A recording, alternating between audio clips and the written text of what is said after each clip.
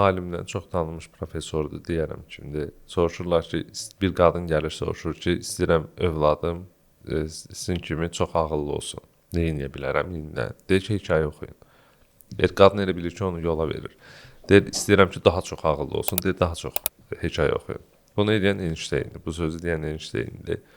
Çünki uşaqlara danışdığımız hekayələri onlar yaşamayıblar. Çox güman ki, heç vaxt da yaşamayacaqlar. Amma onların qərar verməsinə çox təsir edir. Çünki biz müqayisəli canlıyıq və hekayəvi canlıyıq. Hekayələri bir-birinə müqayisə edib ortaya bir nəticə çıxarırıq. Yəni sadəcə öz hekayəmizdən baxmırıq demək istəyirsiniz. Düzdür. Rəhmətli İlber Ortaylı var idi. Allah rəhmət eləsin. Şad olsun. Çıxışlarının birində deyir ki, mütləq hər il bir ölkə gəzin. Bunu bəlkə də çox insan düzdür, normaldır, elmi tərəfdən başa düşmürlər üçün. Çünki beyində hekayələr yaranır.